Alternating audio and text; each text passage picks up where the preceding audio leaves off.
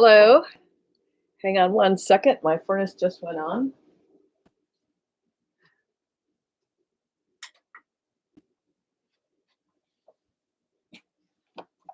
It may be a little noisy, so we'd rather have it off and we'll all be good. So, hello and welcome again to this live with you. I'm Dr. Rosie Kuhn, if you don't know that already. This month, which is September 2021, has been the topic and the theme has been families as a spiritual practice and as a spiritual path. Now, most people don't think of families as a spiritual path. We think of it as a reproductive thing that we do, a biological thing, a cultural thing, but we don't think of it as a spiritual path. So, but it's a really, really important thing to consider because what we're learning through families, whether we're the child or the parent or a sibling or a grandparent or an aunt or uncle, whatever that is, or foster parent, uh, we're learning something about ourselves. We're learning something about our capacity to love, to respect, to feel safe and create safe space for other people. We're learning how to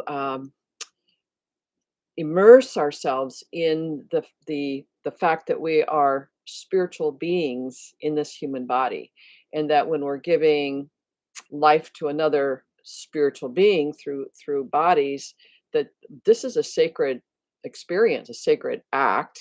In a sense, when we procreate, it's a sacred act. When we give birth, it's a sacred act every day that we connect with and engage with our children and our families. We don't think about it that way. We think about it, and, and it gets very convoluted and complex with all of the personality elements and the life issues that are going on, and the environmental and the financial and the political issues. It gets very complicated. But if we can keep it simple, or bring some simplicity to the conversation, that would be really great, I think. And it's a very un it's a very unsimple thing in many ways. So that's why I took it on as a theme for the month, families as a spiritual path, because it is hard.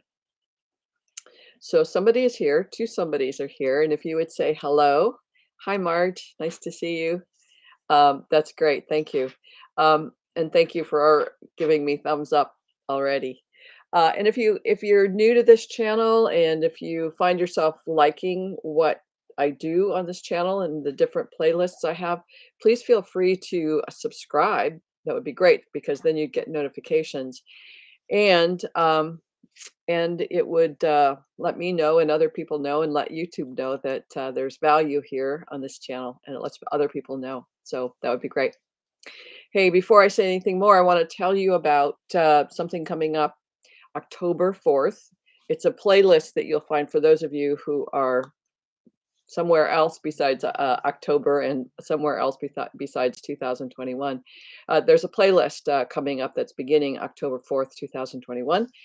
It's called Inward Bound Boot Camp for Self-Transformation.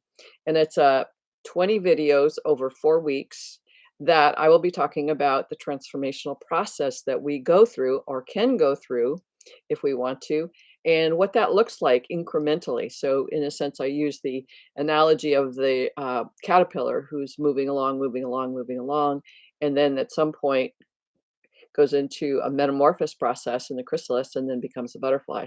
So I use that as a metaphor for this process that many people talk about in terms of transformational processes. But what is that, and what does that really look like, and what does it feel like potentially? So that's the boot camp coming up. I have a link below for you in terms of the playlist. And there's also, when you connect to that, I'll put it down below again. There's a PDF you can opt in for to get a download of what we'll be doing over the next 4 weeks in that boot camp. So it's really great. I think it's really great. And it's also good for people who are interested in being transformational coaches, or maybe you're being coached. in relation to transformation. So this boot camp will give you more information about what is transformation, at least from my perspective. And I've been doing transformational coaching for a very long time. I did my dissertation on transformation.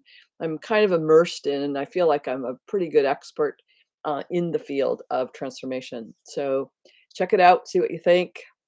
Let me know what you think. That would be great in the comments below. And I hope it's going to be fun for you. And one of the things I'm going to offer is at the end of October, we're going to do an hour-long question and answer live with me. And so 100 people get to be on that call, Zoom. And that'll be really interesting to hear what people are experiencing in their transformational process. So anyway, that's what's coming up. Again, the link below is in the description, and hope to see you. So today, what we're talking about is when do our children become who we want them to be? And this is a huge question. And over the month, this has kind of been talked about a little bit, but this is a little bit different question in terms of how what is it that the Gracie's having a good little roll and scratch here. Um, what is that we're expecting? We all think about or imagine ourselves or emotionally desire to have children. Um, why do we choose to have children? I mean, at this point, I think we have the capacity to be more at choice than we used to be. Some people, I mean, it was just an automatic part of our culture that you have babies. And if you didn't, there was something wrong with you. If you didn't get married, there was something wrong with you. And now there's so much opportunity for different choices that I think Gracie's done. You done, Grace? We have so many different choices, lifestyle choices, that parenting is a choice now more than ever. And that's a cool thing. Hello. Hello. Come on up here. Come on. Oh, you missed. Sorry. She missed. Hi. Hi.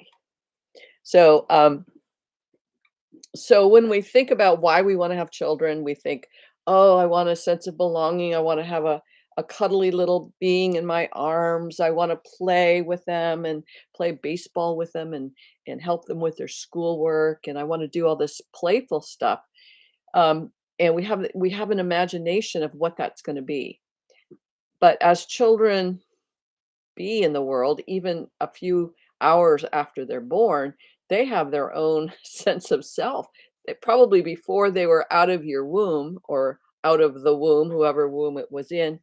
Here, come here, come here. They had a life of their own. They have a sense of identity of who they are, their own preferences, uh, their own physical needs and desires that may be different than what you expected they would be. We expect that a baby comes into our arms and they're just going to be sweet and loving and do all the right things and be all the right things. And we know those of us who've had children know that quite often our children are cry or keep us up at night. They have different needs, and they're learning how to in their own way. They're learning how to be in this human body, in this physical world, and as parents and as just human beings, people, we sometimes don't have the tolerance for that. It's like, wait a second, this is not what I expected when I thought of having a baby. I wasn't expecting to be up all night. I wasn't expecting to be so tired. I wasn't expecting. I didn't expect to have my expectations, and I didn't expect that this child would have a different way of being in the world, different way of expressing themselves in the world. I just didn't know that, and so it's frustrating. And for a lot of parents, it's very, very frustrating because they have expectations of what it will be like to be a parent. And we think of it as, again, all kinds of fun and games. And when it's not, it challenges us. And sometimes we make our children wrong. Sometimes there are people who abuse their children emotionally or physically, psychically, because their children aren't who they thought they would be. They're not meeting the expectations. They're demanding. Children are demanding. Um, they are. Even, I was demanding when my parents were 80 years old, I was demanding. So, and I was 50 at that point. So, uh, children are demanding. We have our own S children. I speak as a parent. I can speak as a parent. I can speak as a child, but children have the needs and wants that they need financially. I think it's up to like $1 million to raise a child to 18 years old, something like that. Uh, and So financially, it's a huge financial um, investment. I was going to say burden, but for some people we see it as a burden, and some people it's an investment in the cultivation of this human being into someone wonderful and a contributor to the world in a positive way. And that's one of the reasons people have children is they say, I want to bring to the world and cultivate um, and support, nourish intelligence and wisdom and character in my children, so that they are positive influencers in the world. So we have very positive, uh, very positive expectations and desires for being parents. But what happens if our children have different needs and perspectives? What if I want them to be influencers, positive influencers, and I have a sense of that means um, being environmentalists and focus on organics and being really closer to the earth. What if their perspective is that uh, um, um, they're more into business, in a sense of business as a prosperity and getting rich and power? And what if they're different than me? Or I want children that are active outside, that they're athletic. That's what I want, is children that are athletic. And what if my children are bookworms and musicians and artists that want to be inside themselves instead, inside, in a sense, the internal studio work or whatever, as opposed to outside in nature. What if my children are different than me? That's it's kind of it can be crazy making, and it can also be frustrating for a lot of people because we have expectations that our children are going to be like who we want them to be, and when they're not, now what? Now what? Um, so there's questions like, why do we choose to have children? And my next question is, who is it you want your children to be? And again, you might want an athlete or someone who's academic and intelligent, but what you get is somebody who's social and connecting with people. A client of mine, we were talking. We're doing business coaching, and her partner said something very positive to her and very encouraging to her, and she got this face when he said what he said. She smiled in this way that was like very not mid-40s kind of way. And it was like, "What just happened?" I said to her. How old were you in the moment when he just said something very positive?" And she said, I said, "How old were you when you heard that?" Because the face was of a young person. And she said, I went into somebody who's between 7 and 12." And I said, "Well, tell me about that." And she said, "Well, my brother was really smart and he got a lot of awards, and I got awards for my personality. I got, best personality in the class, or I got awards, but they weren't awards that they thought I should get." And so they would say things like, "Well, that's really great, honey, and someday you'll be like your brother." And it's like a compliment, acknowledgement, but kind of backhanded. So when her partner said to her, "Hey, you're going to be doing a great job here," she got this sort of wrinkly response, because of what showed up in that moment, like 20 years later, is this response that says, "This person doesn't see me," because she was reacting now to her mom and dad, who would say, "Yeah, this is good, but you can do better." And this is something that a lot of parents, at least I know a lot of children who have heard this from their parents. in a sense, the parents may not have said those specific words, but those are the words that the children are left with. Even these are grown adult children. Is I always heard, that was good, but you could do better. And so whoever they were, it was not acknowledged and appreciated and respected. It was always lacking.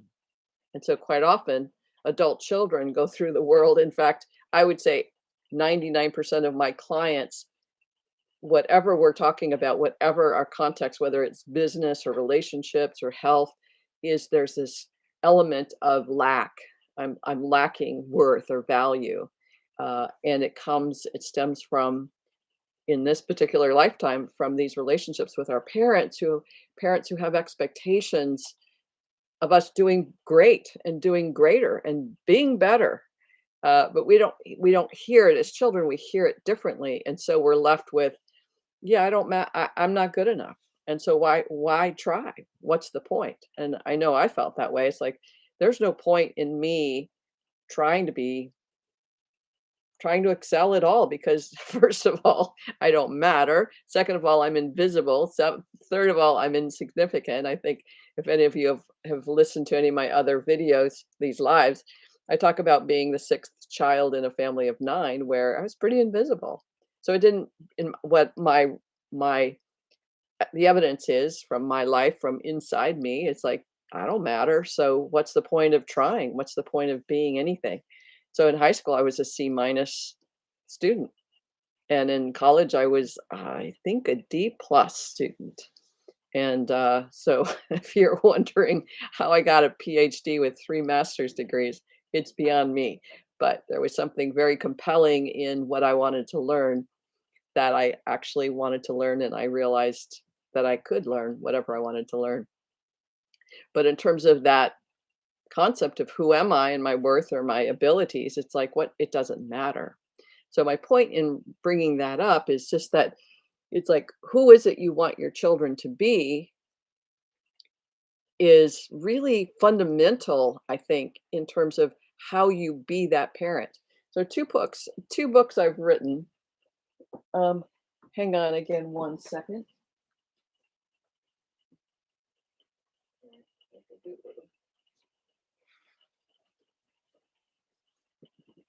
So two books I've written about parenting.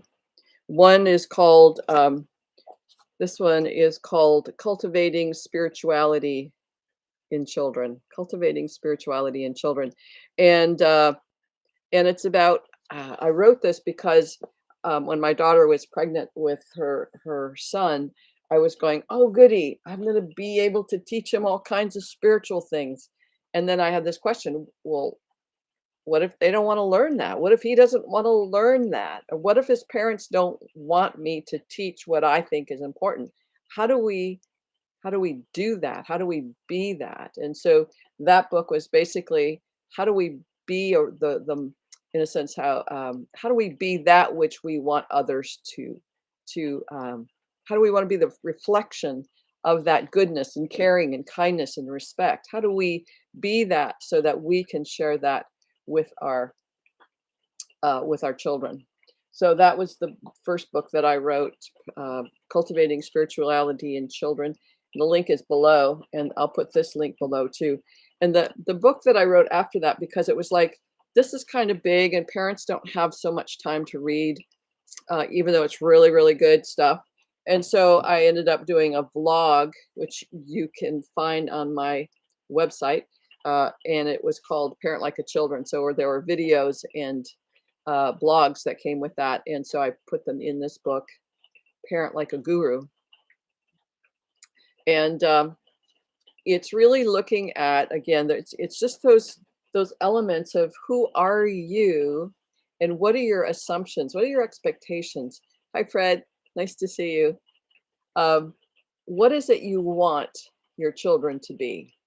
And I think, again, if we were to go back and before they're born, but we might be pregnant, whatever that is, but the sense, like, what is it that we're wanting to cultivate in the world? And what happens if if it's different.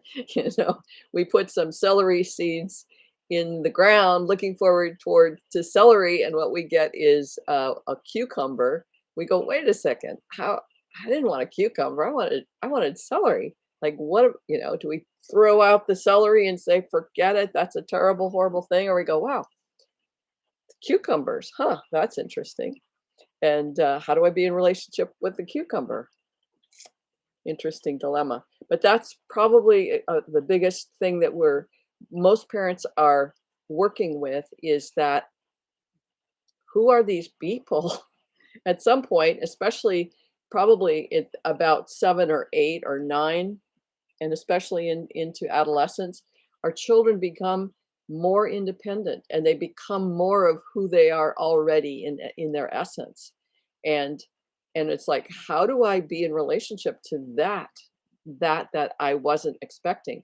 We can get we can and they can begin to disconnect from us if who they are is not who we want them to be. That energy, that frustration, that disappointment can be felt in a home. I know people who've said, my mom always wanted a boy, and I'm a girl, and she never I was never like didn't never fit that. Or my dad wanted a boy, and I'm a girl, and he just never he kind of always ignored me, and that influences who we be in the world. And the more that we have the ability to cultivate awareness, cultivate consciousness, cultivate choice, we have the capacity to be in these relationships differently. So the intention of sharing these kinds of um, of videos with you, these lives with you, is to hopefully chat with you and say, what's it like for you to be a parent of children who maybe weren't or aren't what you expected.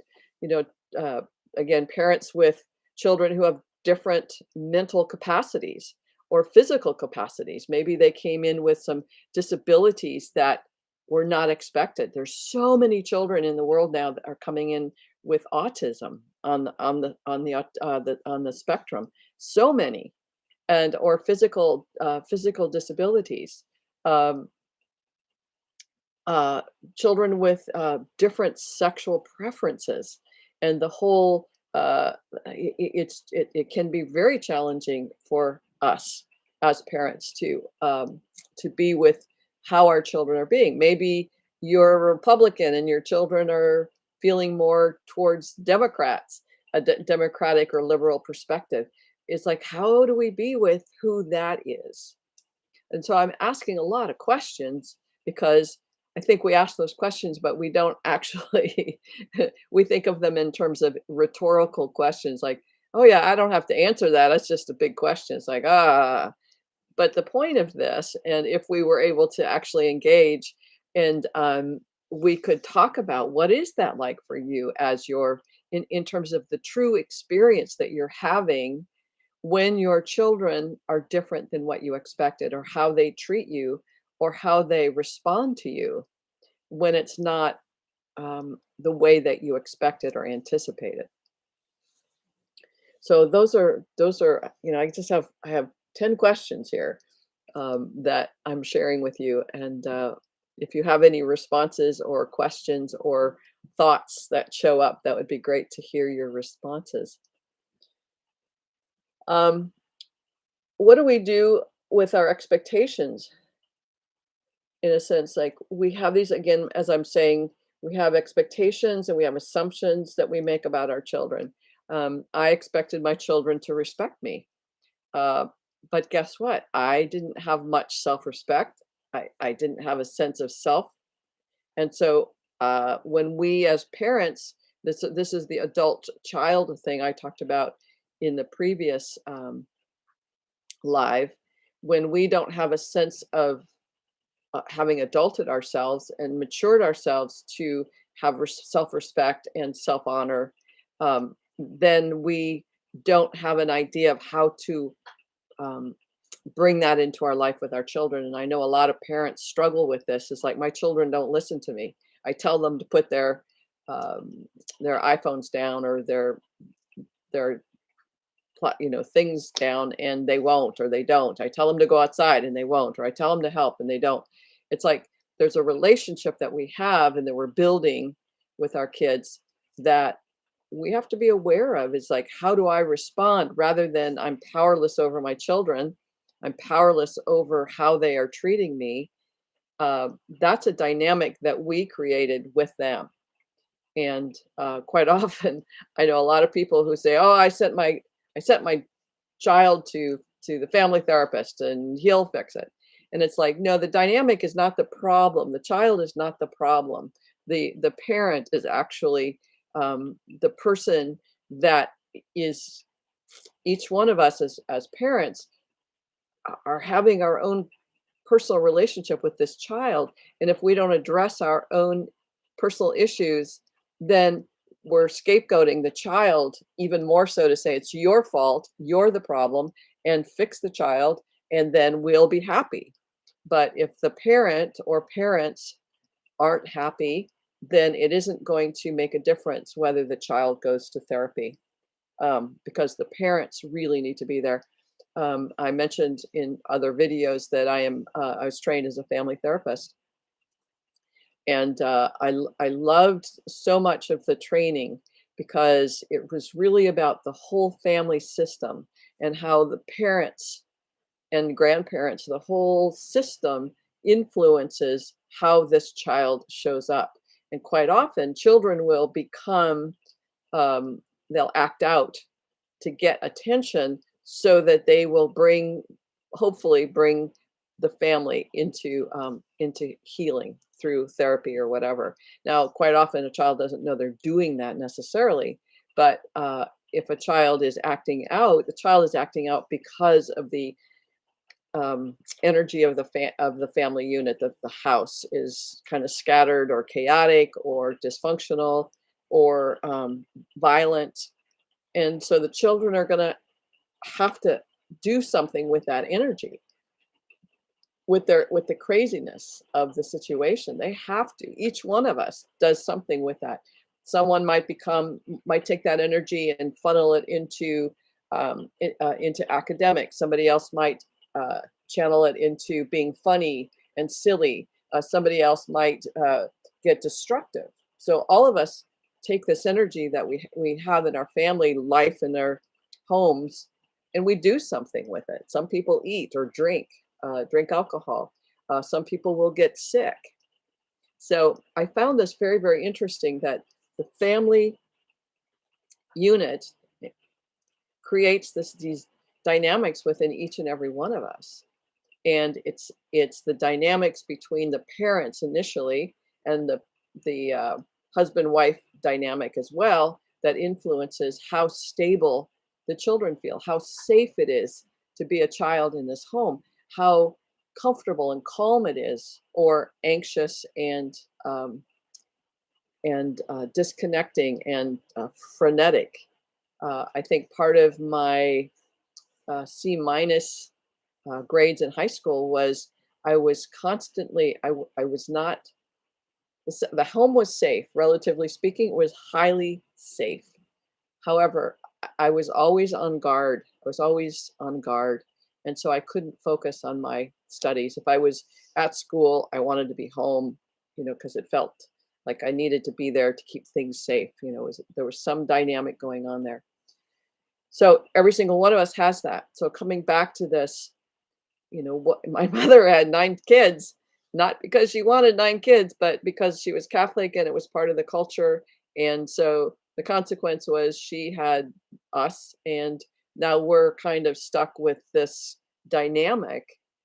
And every single one of us is like, there's an assumption we're supposed to know how to be in this family. I'm supposed to know how to be this person. I didn't know, and nobody else knew, and nobody does know.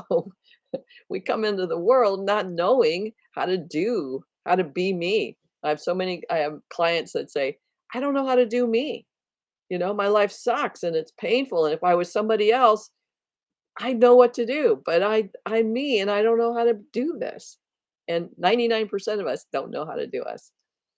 And that's because in our families, most families, we're not we're not as parents, we're not able to give directions in a way that we just thought would be natural. We just think being parents is natural and you know what to do and you know what to say and you the wisdom will come out and you'll just have that wisdom and you'll be great. And the kids will be great and everybody will love each other. And it doesn't turn out that way. When parents say, I know you can do better, and they sincerely want that, it's very challenging for the kid to go, "Hey, I am doing my very best, and this is what this looks like. This is what best looks like. Can we kind of get a amen on that?" As opposed to like, "Oh, it's not enough. I'm not enough." And I don't know about you, but so many people have experienced that.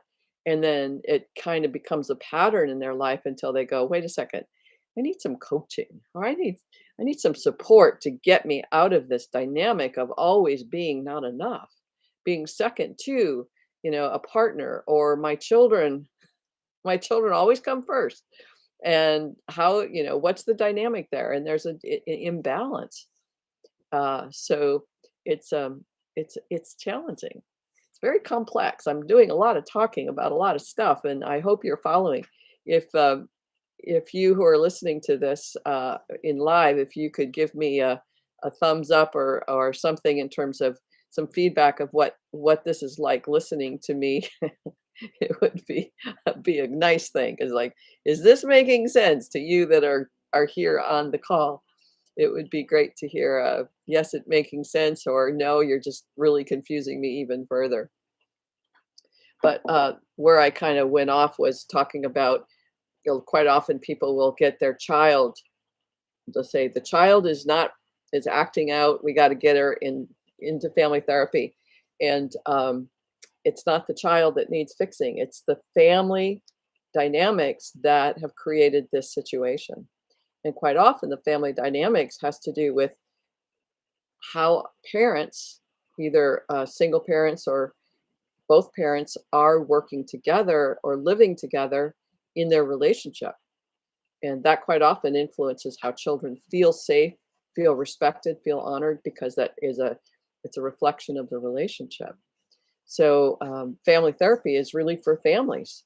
Um, Quite often, when I was training, there was this really great therapist. I thought she was great, and she was from, I think she was from Holland, and she came to this particular internship center and was helping teach just as a fellowship. And she said what she does and what they do in Holland is they, the therapist is sitting over there, and the family, the mother and the children, or the mother, father, children, they're together, and she's watching the dynamics, and she's influencing or may say something to the parent to shift how they're being or seeing or perceiving, but not interacting with the child. So that it's like Caesar Milan talks about working with animals, that he rehabilitates the animal and trains the owner. So the dog owner gets trained, but the dog gets rehabilitated. And that's the how I see this, is that what she's talking about is we need to train our parents. We need to train the parents to be aware and conscious of how we are being. I'm saying that now as a parent, how parents are being with their children. Is it, how am I being? Am I being respectful and honoring, and respecting and honoring of myself, or am I being dismissive of myself, or am I being dismissive of them? So all these elements contribute to how we be in relationship with our children and the outcome of that. So I know a lot. I'm just assuming, but as people who have children and we're looking forward to our children growing up and being in relationship with our children in a way that it's collaborative and it's respectful and it's honoring, we like each other. it was an element of our relationship growing up. And I've heard this from a couple of my brothers and sisters. Is like when we grew up, we didn't expect to like our children because of the way that we were raised and the way that our parents responded to us, even as adults. They didn't, they loved us, but I don't know that they liked us. And so when we, as grown-ups, as we were parenting our children, and we actually, as they were growing, we were liking who our children were, it was kind of a surprise to say, "Gosh, I like this person. I enjoy being with this person." Not just I love them, and so I'll tolerate them, or I love them and I'll, do whatever I can for them. But no, there was this true relationship that had been growing, and we'd been growing throughout our lives, raising these children, and that's what I think that we're all wanting, and that's what, in a sense, was what inspired me to have this conversation of when do our children become who we want them to be. So it's it's all of that. And again, if you have some responses, a thumbs up or a question, it would be great to hear what you have to say about what I'm saying.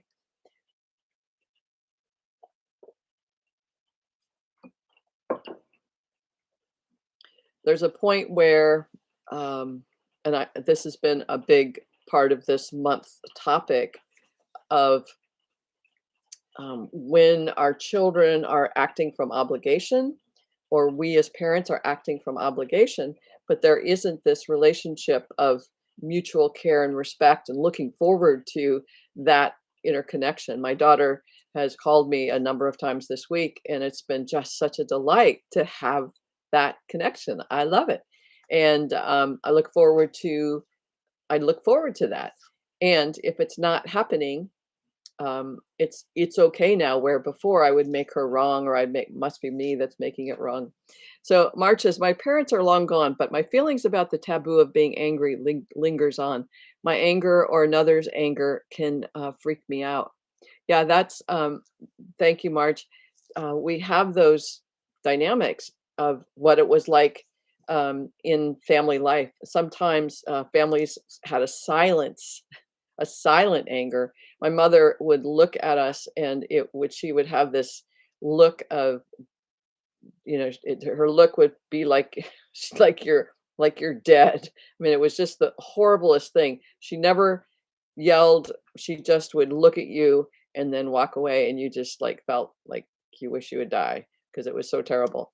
So there's the anger of the loud, angry violence, and then there's the silence. But that anger is really an interesting dynamic that when we aren't able to resolve it as children, and 99% of the time we don't, then we carry that into our family life and into our marriage, and then with our children. So yeah, it can freak us out, and then our response is that of a child, that adult child, or the child adult that we are. Is we're not looking at it from, oh, somebody's angry, let's be honest with that. Where's that anger coming from, and have a good communication. It's not about that. We freak out, we kind of withdraw, we might eat, we might drink something, or go play our social media things, or whatever that's going to distract us from how we feel when in that in that energy of anger.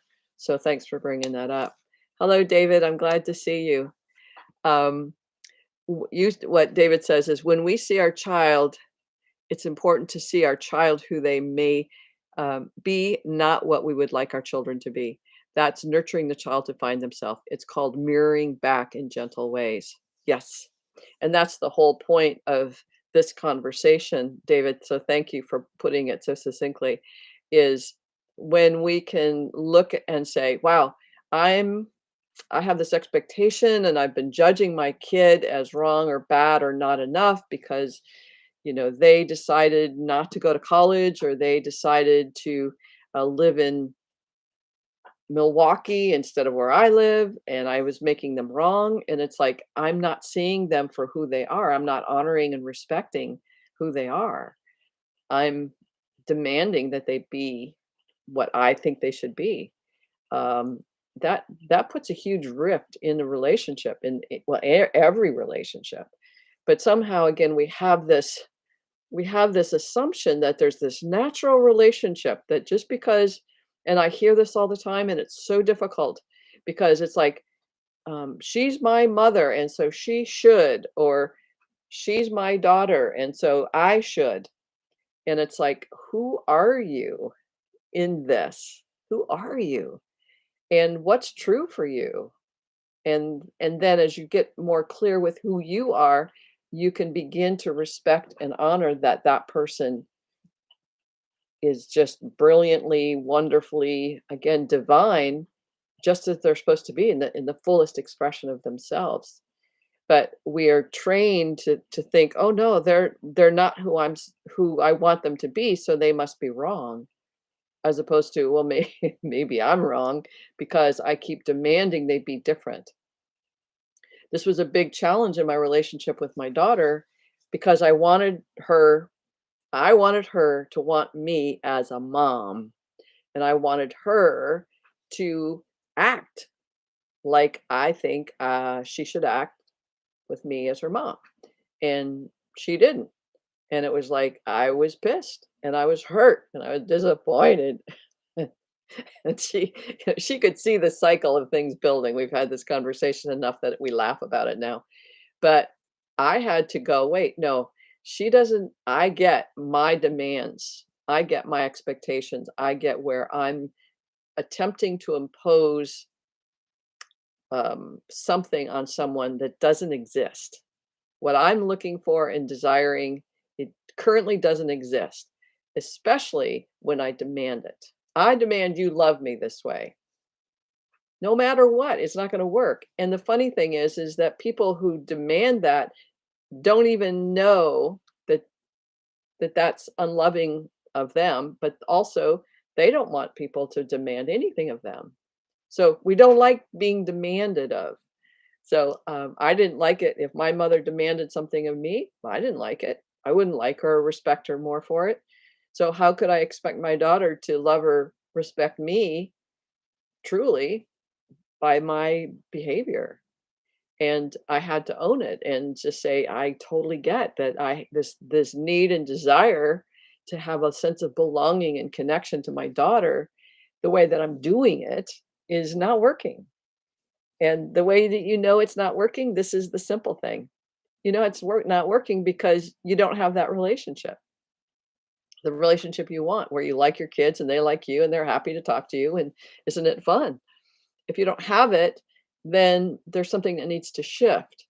And um, I, as a, again, trained family therapist and a spiritual guide and transformational coach, my whole experience is if it's not working, let's look inside, and let's look inside, and let's look inside for what's there that may be, not allowing or interfering with, maybe an obstacle to that relationship growing and changing and shifting. So it doesn't always work, but it brings more peace to the person that's feeling the anger or frustration or the disappointment or the hurt or the grief or the sorrow or the suffering. If you're suffering, then I encourage you to get some support, with a therapist, a psychologist, a coach, a spiritual guide, someone who's going to support you to heal that suffering and the source of that suffering. And the source of that suffering is not another person. That source of suffering is within you. It's um, it's like Marge is saying, her anger, or another's anger can freak her out. And but if it's another person's anger and she goes, "Oh, that person, they're freaking me out," it's like, no, her response is something that was learned and trained, or that she developed while she was so young, that it was just part of that dynamic, that energy of the house, the home. And so the only way that we can work that out for ourselves is to begin to be more conscious of, oh, that's mine. Yeah, yes, if somebody is violent and or yelling or screaming, not good. But when we and so that's challenging to be with when somebody is yelling and screaming, but we can learn to be with it in a way that is, um, helpful and healing and constructive and loving and respectful of us and them. And the more that we are loving and respectful of us, we become more loving and respectful of them. And that brings me back to what David is saying in terms of how do we come to accept who our children are in their differences. In a sense, their differences, if we make them wrong or bad, we're not cultivating a space where a relationship can happen. But if we can, my son, he hasn't spoken to me for 8 years, and I truly believe that his orientation in the world of who I am and how I was and all of those kinds of things, I totally get that that belongs to him and how he sees the world, how he sees me, and I respect that. And again, we haven't talked for 8 years, so I don't know what that is all about. Uh, and it was hurtful, and I struggled with it. But when I looked at how do I have to be with this, then I come to a place of accepting and respecting this is his choice. And I have to honor and respect that. Otherwise, I'm going to be suffering, and I could create more suffering for his dad and his sister, or people who know him by climbing the walls or calling them and saying, "Why isn't he calling me?" And all that stuff that creates a lot of junk and doesn't help at all. But I really believe that the more that I work on myself and truly come to accept who I am, and I allow my children to be who they are, and I respect them for who they are and therefore their choices and their differences, I come to realize how amazing they are. And it's not about right or wrong. Am I right that they should, or are they right that they should? It's not about right or wrong. And that's a big part of relationships. And what breaks up relationships is when somebody is right and somebody is wrong. And when you live in a family where, I mean, most at some point, the parents are right. And then at some point when you're a teenager, you're right and your parents are wrong. And then that's where a conflict starts. And if there isn't room for conversation, and if it wasn't built and grown into the family dynamics to say, so I get that you're upset with me. Tell me about that. You see me as wrong and bad what I'm doing, tell me about that so I can talk about it with you, getting to understand you. One of the sayings is it's better to understand first, understand the other person than trying to get understood. Understand before understood, in a sense. And but what all of us, most of us, want to be understood first. Like, no, you're going through that, but I want you to understand what it's like to be me. And we get all upset about that, as opposed to going, okay, I'm going to put my upset aside because I want to understand what's true for you.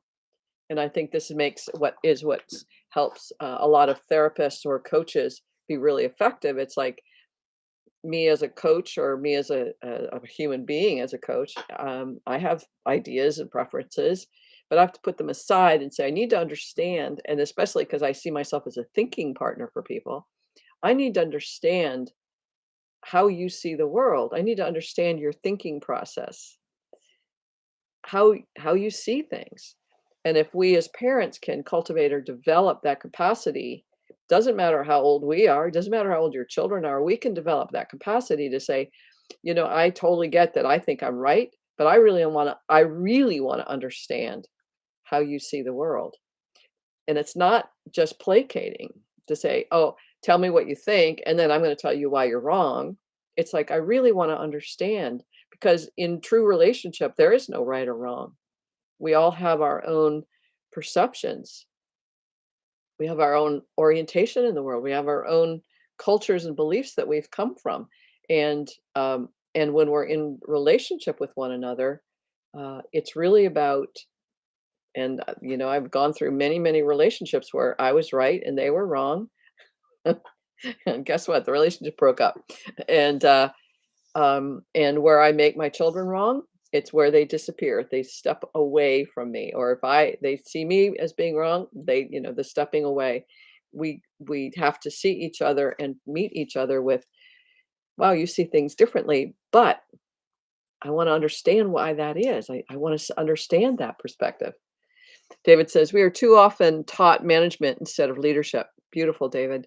Leadership brings respect and willing following on more equal respect and expectations of others.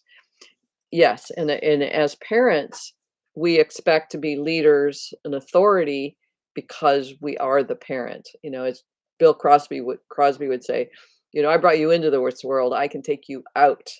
And that level of authority is not one based on respect. It's based on I'm bigger than you. I took you, it brought you in. I can take you out.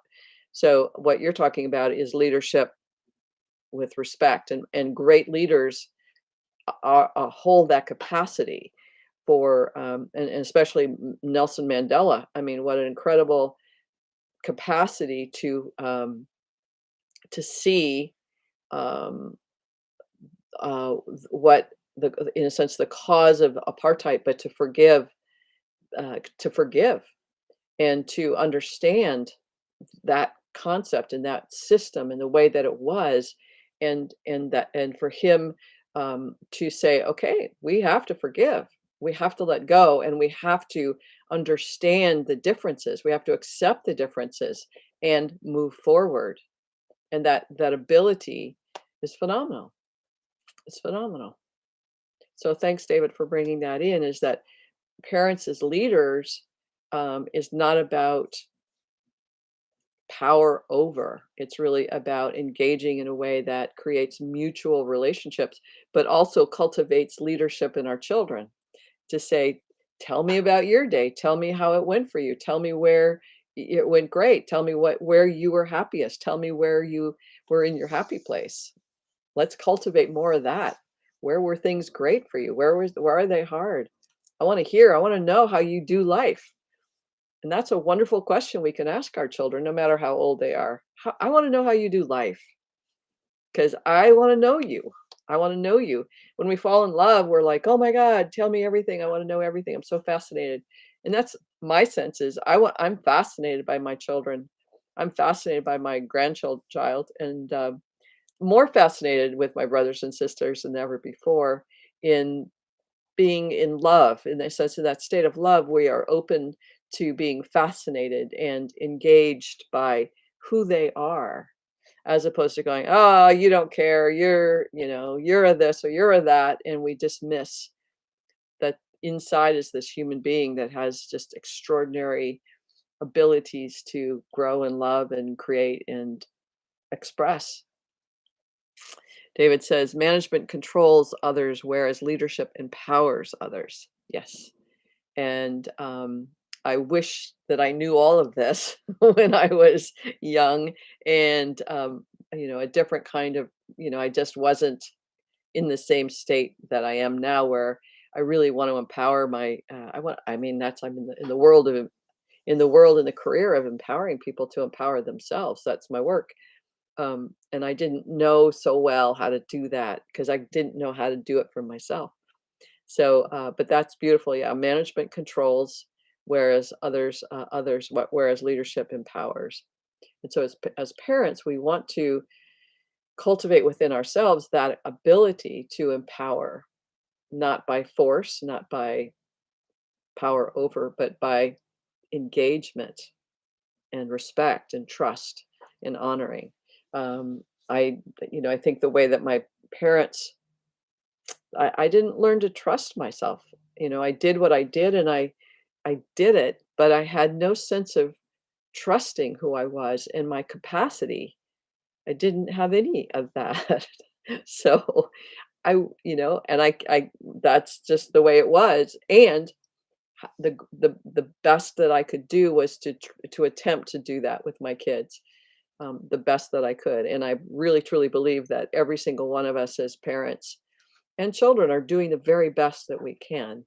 And so something like this, where there's a live conversation about, hmm, when are my children going to become who I want them to be? Like, I'm kind of anxious, or maybe when my daughter has a grandchild, or maybe when they move closer to here, or maybe when my children do, name 14 things that parents want their children to do. Maybe when they lose weight, maybe when they gain weight, maybe when they wear the right kind of shoes, they'll be who I want them to be. And if we have to look at that and go, wait a second, it's keeping us from having mutual respect for people's differences. And this is hard work. It's not like I'm saying this like, yeah, because obviously I have a child that hasn't talked to me for 8 years. So it's not like I'm a perfect parent by any means. But who I be as a human being in the role of a parent is that's what we're looking at here. Where I'm not looking at here you are as a parent and here you are a child. It's like, no, you're a human being. You're a spiritual being actually in this human experience. And here's the roles that you're playing, and here's what shows up. So this is sort of that part of the spiritual path. How do we acknowledge and respect and surrender the need to be right, and in order for something greater, you surrender the need to be right in order to have relationship. It's one of the things I learned. One of the first things I learned when learning to be a marriage therapist is you can be right or you can have a relationship. And that's a really important element is so many people, and it took me a long time to go to see my righteousness, in every relationship that I've been in, including with my kids probably, obviously, because I said, "You're not doing it right. You have to be a better daughter because whatever that righteousness is." Um, but you can be right or you can have a relationship. And so every time we make our children wrong or not good enough, we're starting to create incremental backing away and disconnecting from us. And if we hold that state of, I don't need to be right. I mean, there's that element. If you're listening, you might be one of those people that goes, yes, but I need to keep my children safe and I need to keep them from running in the street and putting their hands on the stove. It's like, yeah, those parts we're pretty clear about. It's where we are dismissing and disconnecting from them at the heart level and the human level.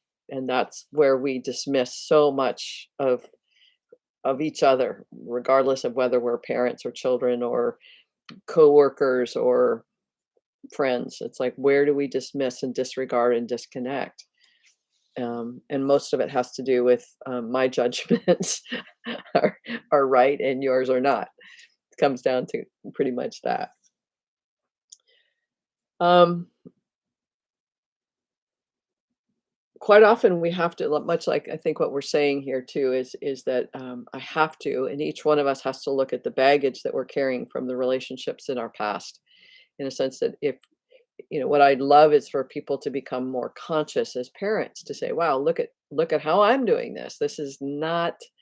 I'm irritable a lot, and I'm discontent, and I'm frustrated, and I'm taking that out on my kids. I'm disconnecting. I'm going wherever, and I'm not available because of my own way of being in the world. And so we have to hopefully become conscious and go, I don't want to do that anymore. I work with a number of moms actually, and we talk about that a lot in terms of how they show up as a mom is so much has to do with their relationship with themselves and how they've disregarded themselves or how they've not how they've ignored their own sense of truth and honored themselves. The more that they do this, they have more capacity to be present to their kids, and that's a very cool thing. So I'm very honored that these women um, are connecting with me and hearing their own truth. In a sense, me as a thinking partner, and it's not specifically about being a parent, but out of their work with themselves and empowering themselves and growing themselves and their capacities in all these ways, it grows their capacity to be a more effective mom at the same time, which is really, really cool. So we are at the end of our time together. Thank you, David and Marge, for participating in this conversation. It really helps always to hear your perspectives and your wisdom. So thank you for that. If you're a parent that is stirred or moved by this conversation, I really encourage you to get some support. There's parents, parent conversations, parent groups, therapies, all kinds of coaches that can help you. Um, and support you in being the parent that you want to be. And that's, this is just the beginning of that, hopefully that conversation for you, to move yourself into the quality of parenting that you want, so that the relationships with your children are happening right now. My child is who I want her to be, is who I want him to be. I'm thrilled. That's what I want for you. All right, thanks very much, Marge.